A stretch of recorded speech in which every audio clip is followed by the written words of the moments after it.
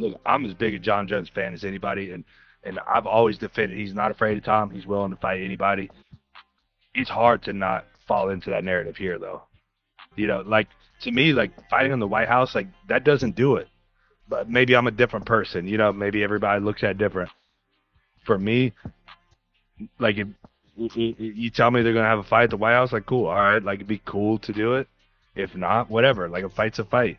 I do believe that I'm the best heavyweight in the world. It doesn't mean I can stop and celebrate when I've got a lot of work to do. I want to be as active as possible moving forward as well, so I'm not just working for the next fight, I'm working for the next 5 fights, and I have been doing that for last year. Tom Aspinall's rise to the top of the UFC heavyweight division was swift, dominant, and well-deserved, but even he admits it felt incomplete. After knocking out Sergey Pavlovich to win the interim title and defending it against Curtis Blades, Aspinall appeared every bit the champion, yet the shadow of Jon Jones loomed over every performance. In his own words, I would have rather taken it from Jon Jones, the undisputed champion. So when the UFC eventually stripped Jones of his title and named Aspinall the official champion, there was no celebration, only relief. Without a unification, bout, a signature win over a reigning legend, or a true crowning moment, the belt felt handed to him, and even Aspinall knew it didn't feel you're not going right. to take this. And do you know what Jon Jones did? You have it. I don't want to fight. You can have it.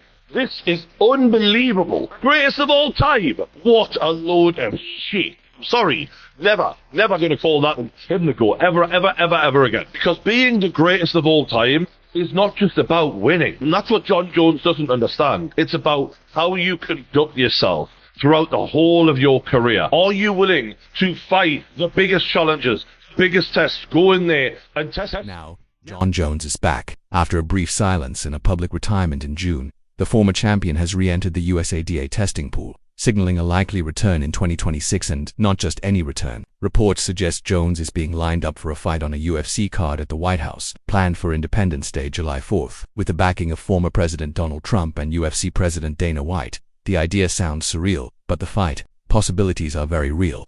Michael Bisping even publicly pitched Jon Jones versus Tom Aspinall as the main event, and Jones himself responded to the proposal with just 3 words: I like it. Dude, how's that even a thing? Is that allowed? Like, how is Donald even allowed to do that? He's kind of gangster.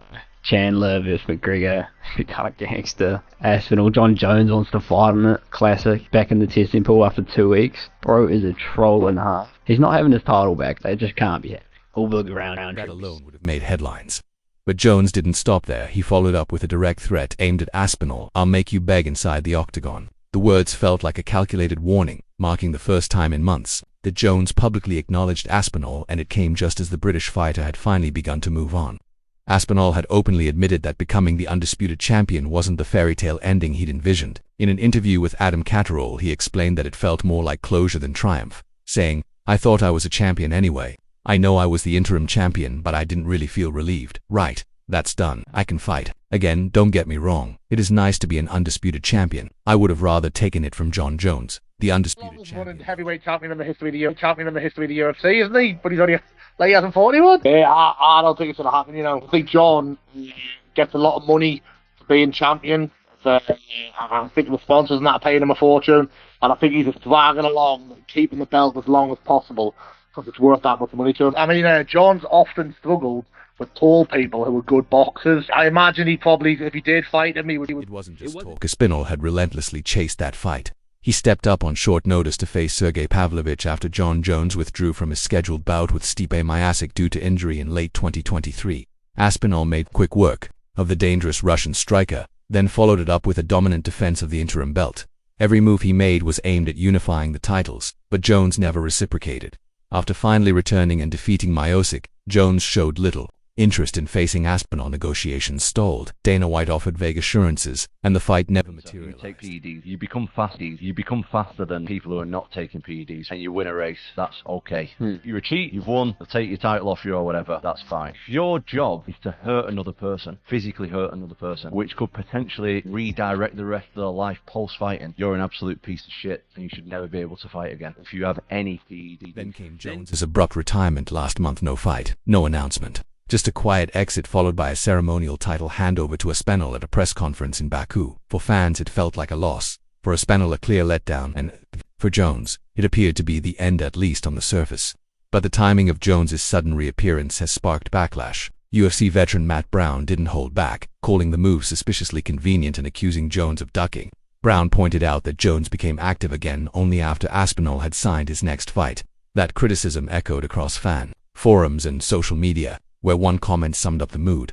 Jones's retirement ended exactly after Aspinall signed another fight. Convenient. Jon Jones. I'll be honest, Tom's a friend. I love Tom. He's one of the coolest dudes in the whole of MMA. Even though Jones is getting old, I just can't pick against Jon Jones. I've been watching Jon Jones, as I say, since... That's the part that has many questioning the authenticity of Jones's motives. If he truly wanted the fight with Aspinall, he had plenty of chances. UFC brass were open to it, and Aspinall was more than willing. But now, with the Brit moving on and eyeing potential matchups with names like Cyril Gane, Alexander Volkov, or possibly Derek Lewis after the upcoming Nashville card, Jones has suddenly reappeared issuing threats and entertaining talk of a White House fight card. The timing feels less like coincidence and more like calculated Star convenience. Aspinall would have been if we just would have got that fight over with right away. Think of the star Ngannou still would have been for this company. You just would have had that fight and moved it on. And then you have an epic rivalry between those two, Aspinall and Ngannou. Like the years and years of amazing heavyweight fights could have been happening if Jon Jones just wasn't a petulant child, and if the UFC wasn't just the, oh no, it's fine, he's just finding himself. Like, just so annoying. And yet, the dynamic has shifted. Aspinall is no longer the interim contender chasing recognition. He's the one holding the belt for the first time in over a decade. It's Jon Jones on the outside looking in, trying to claw his way back. He now faces drug testing protocols, must regain full eligibility, and still has to convince the UFC to match him against the man he once seemed to avoid. The narrative has flipped. Aspinall no longer needs Jones to validate his championship, least not officially. But the reality is harder to ignore. Both fighters still represent unfinished business. Is there a fighter in MMA or the UFC that you just find absolutely insufferable? Because for me, it's Jon Jones, and there is no close second. Jon Jones defended his heavyweight title against a retired 42-year-old Stipe Miocic back in November. Ever since then, Jon has been saying, what has Tom Aspinall done to deserve to fight me? You know, besides Tom being the interim champ and having a defense with that belt, Jon has just found every possible way to not fight Tom, even retire. Jon Jones remains one of the most dominant fighters in MMA history, but even his legacy took a hit after the events of the past year. By retiring without facing Aspinall, many believe he skipped the final, most critical, test of his heavyweight run. Some question whether he was ever truly interested in defending the title against a young athletic champion in his prime with real momentum. Others chalk it up to unfortunate timing injuries, stalled negotiations, and behind-the-scenes business decisions colliding in a messy sequence. Either way, the perception lingers. Jones avoided the one man who might have been... Is there a fighter in MMA or the UFC that you just find absolutely insufferable? Because for me, it's Jon Jones, and there is no close second. Jon Jones defended his heavyweight title against a retired 42-year-old Stipe Miocic back in November. Ever since then, Jon has been saying, what has Tom Aspinall done to deserve to fight me? You know, besides Tom being the interim champ and having a defense with that belt, Jon has just found every possible way to not fight Tom, even retire. With the White House event being floated as a historic UFC showcase, the pieces are back in motion. Dana White and Donald Trump are reportedly working to put together a stacked card featuring major names, and at the center of it, Jon Jones vs Tom Aspinall is near the top of the wish list. There's no word yet on contracts, timelines, or official announcements, but the public teasing has already begun. Fans caught Jones's subtle nod when he responded to a poster of the proposed fight with a simple, "I like it." He hasn't said much else, but then came the real message. "I'll make you beg inside the octagon." I'll just come out and ask you. Do you think he's ducking Tom Aspinall? No. Jon Jones, I said it a million times, I'll say it again. He's never ducked anybody other than that one goofy time with the Chael Sonnen thing. Never ducked anybody. And, I think the reality is, whatever changed his mind with this fight, I don't know, you'd have to ask him that, but, he's 38 years old, and I don't know. Do you think if it was someone like Alex Pereira, he would fight them? And it's maybe Tom that he specifically doesn't fancy the matchup, doesn't fancy the age difference? I don't know. I don't know the answer to these questions. Only he does. We had the fight done. Listen, our job is to make the biggest fights we can make and the fights that the fans want to see, and that's what we try to do. But the minute somebody starts talking about retirement, my philosophy on that, Whether you should it was do it. bravado or bait, it got people talking. Aspinall hasn't responded directly, but he's made his feelings about the rivalry clear for months. For him, beating Jon Jones was never about chasing legacy, it was about proving something to himself. The undisputed title means less when you didn't earn it by beating the man who held it. As Aspinall put it, I thought I was a champion anyway. What he truly wanted was a real ending, true passing of the torch, a real fight, and now, that opportunity may be back on the table. With Jones re-entering the testing pool and eyeing a possible 2026 return, there's enough time to build the fight the right way. If we just would have got that fight over with, right away. Think of the Shar Ngannou still would have been for this company if you just would have had that fight and moved it on. And then you have an epic rivalry between those two, Aspinall and Ngannou. Like, the years and years of amazing heavyweight fights could have been happening if Jon Jones just wasn't a petulant child, and if the UFC wasn't just the, oh no, it's fine, he's just finding himself.